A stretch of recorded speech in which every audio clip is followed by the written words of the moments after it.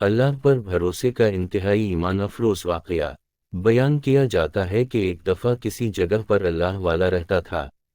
اس کی بیوی بڑی بد زبان اور ناشکری تھی، جس کی وجہ سے وہ صاحب ایمان سخت پریشان رہتا تھا۔ چنانچہ ایک مرتبہ جب 2-3 روز تک کچھ کھانے کو میسر نہ آیا تو اس عورت نے اپنے شوہر کو بہت برا بھلا سنایا۔ کہا کہ بال بچے بھوک سے مر جاتے ہیں اور تو نکھٹ گھر میں بیٹھا رہتا ہے، کچھ تو شرم کر اور کما کر لا تاکہ کہ بچوں مصیبت دور ہو۔ یہ سن کر شوہر کہنے لگا کہ خدا کی بندی، رات کے وقت شور و گل نہ مچا، میں صبح کو کچھ مزدوری کر لاؤں گا اور جو کچھ اجرت ملے گی تیرے سامنے لا کر رکھ دوں گا۔ چنانچہ جب وہ اللہ کا بندہ صبح کو مزدوری کرنے گیا تو کسی نے اس کی بات نہ پوچھی، باقی سب مزدور اپنے اپنے کام پر لگ گئے۔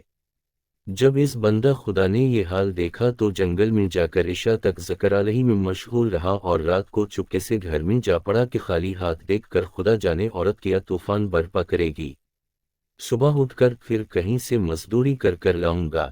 رات کو جب عورت کی آنکھ کھلی تو کہنے لگی، میاں اب تک کہاں تھے اور کیا کما کر لائے؟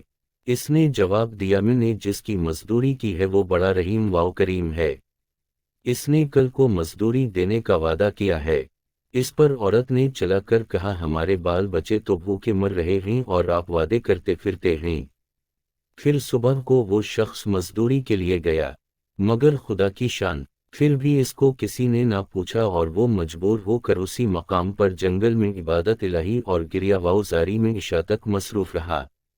پھر رات کے آدھے کھا جب ڈرتے ڈرتے گھر میں گیا تو وہ عورت کہنے لگی، دونوں دن کی مزدوری لائے ہو؟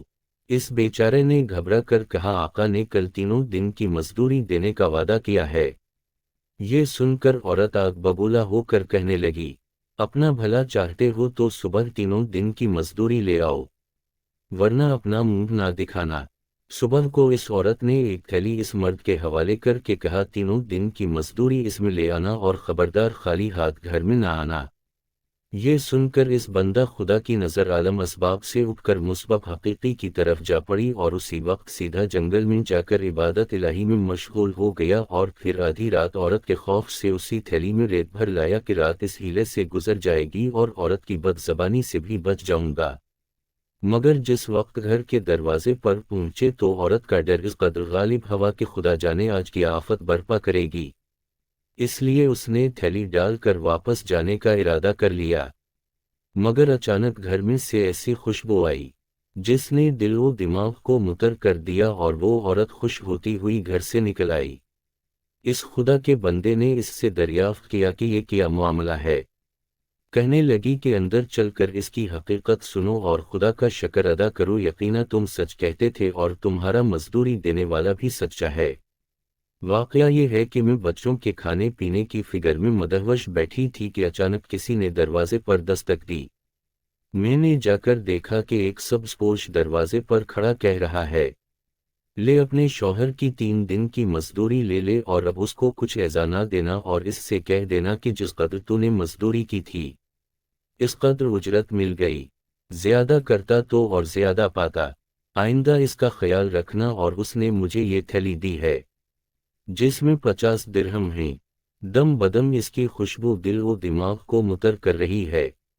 یہ سن کر وہ بندہ خدا گریہ وزاری کے ساتھ خدا کی حمد و ثنا میں کھو گیا، اور عورت اس کو شکستہ حال دیکھ کر حیران رہ گئی کہ یہ خدا یہ کیا معاملہ ہے، خوشحالی میں یہ پریشان حال کیوں ہے؟ چنانچہ جب ہوش آیا تو اس نے بتایا کہ اے نوشکری عورت، حقیقت یہ ہے کہ 3 دن میں نے کسی کی مزدوری نہیں کی بلکہ سارا دن عبادت الہی میں مشغول رہا۔